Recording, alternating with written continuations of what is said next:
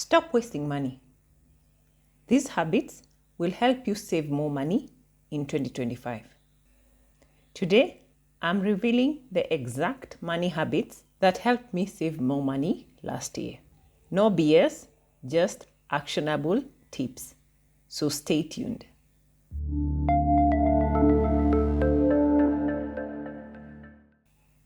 Hi, welcome to Wangui Muithathi Global. So let's jump into habit number 1, which is to track your spending.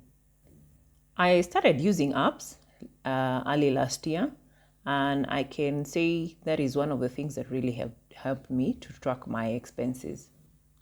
So if you skip this, you're literally throwing money away. The reason why tracking your expenses matters is you can't improve what you can't measure. Okay? So use budgeting apps, spreadsheets, or even a notebook to help you track all your money. Review your spending weekly to identify unnecessary expenses. The second habit is pay yourself fast. Learn how to pay yourself fast. This should be a priority. Okay?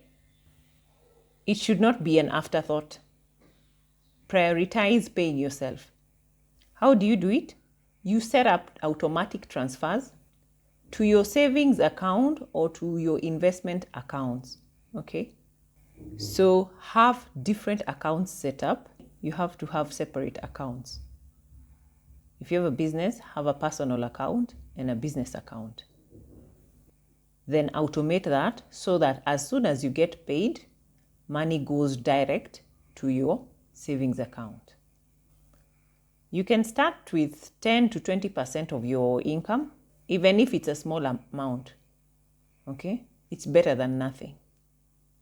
A lot of people don't pay themselves, which is a bad sign. So you need to learn how to do that. Okay? Prioritize putting yourself first and paying yourself. Habit number 3 is build an emergency fund. This is very important because life is very unpredictable.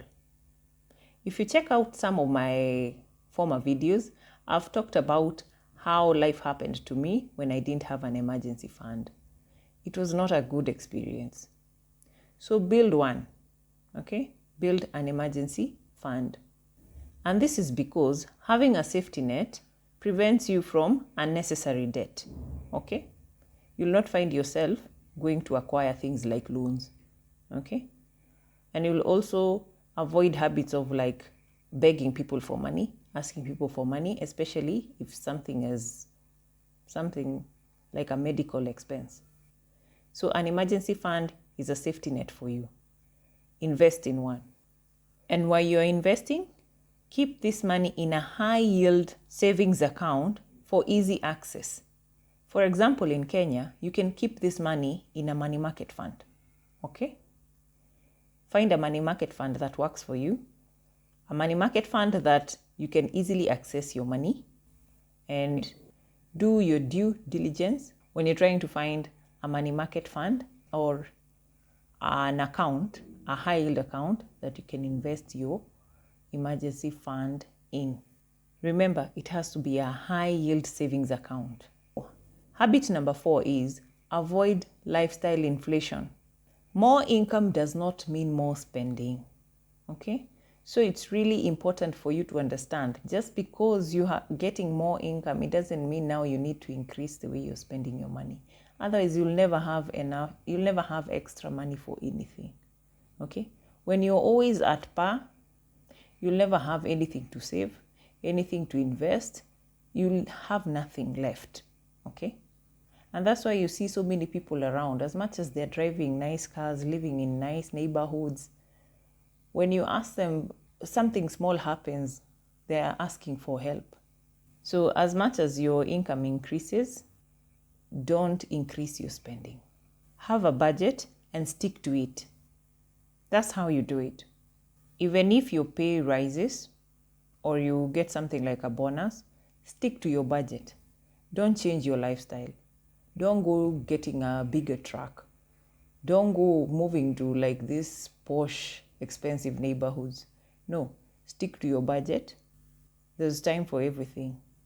Redirect extra income towards savings or debt repayment if you have debt, okay? If you don't, you can redirect this money, this extra income, to something like an investment account. Habit number 5 is invest early and consistently. This matters because compound interest is your friend. When you invest consistently over time, there's power of compounding on your investments.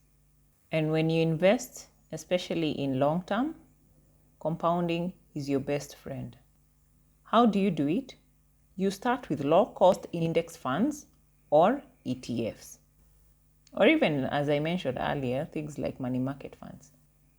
You can find investments that have apps which will make investing easier for you, especially if you're a beginner, okay?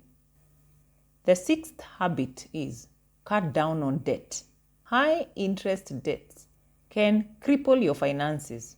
You'll just be wondering, why am I not moving forward? You're always stuck, always in one place, okay? You find yourself in a cycle.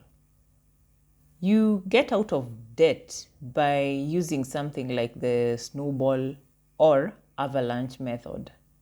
So focus on paying high interest debts, and in some countries, they have credit cards. Focus on paying off credit card debts. Free yourself from debts if you want to grow. Habit number 7 is build systems. We said nowadays we are not setting goals because we end up not accomplishing these goals. And why systems, not goals? And this is because systems will stick with you and live with you. Unlike goals, once you've accomplished them, then what? So build systems. You build systems by learning a new, better habit every day and breaking bad habits at the same time. And over time, when you build better habits when it comes to saving and investing, you'll become better. You'll end up accomplishing more than just a goal. So build systems that align with your financial goals. Habit number 8 is educate yourself about money. A lot of people are financially illiterate. Okay? And it's not that I'm blaming anybody. We are not taught about finances in school for reasons best known to whoever anyway. But as long as you're 18 and over, nowadays we even teach our children about finances. You should take it upon yourself to learn or to educate yourself about money. And this matters because financial literacy is the key to making better decisions when it comes to money. The more literate you are, the better decisions you'll make. You do this by reading books, listening to podcasts, and you can also take online courses. It also matters the kind of people you surround yourself with. If you surround yourself with literate people, like financially literate people, you also get to learn more. So check your circle and put yourself in places or in rooms that will help you become a better person when it comes to financial literacy. Attend conferences about finances and stuff like that. Habit number 9, negotiate and shop smart. This is important because small savings add up over time. I've met people who think bargaining means you don't have money. No. It's because we want more money to put for our investments or savings. Knowing how to negotiate shows you have power and you know what you're doing. Learn to negotiate on bills and also compare prices before buying things. Okay? For instance, if you want to buy a new car, don't just go to the first shop that you see and you just buy a car. No. Do your due diligence. Move around, compare prices, find a better deal. Always look for better deals for yourself. Okay? Lastly, habit number 10, review and adjust on a regular basis. And this is because your financial situations and the systems you build tend to change over time. And you know, as they say, change is the only thing that is constant. You do this by scheduling a monthly or a quarterly financial check-in. When you do a review, you will also notice small wins. And when you see small wins, be sure to celebrate them, okay? Because there's no big win without the small win. Adjust where necessary and celebrate. Which of these habits is your most favorite? Let me know in the comment section. If you have your own money saving tips also, be kind enough to share with us on the comment section too. I hope this gets to help someone.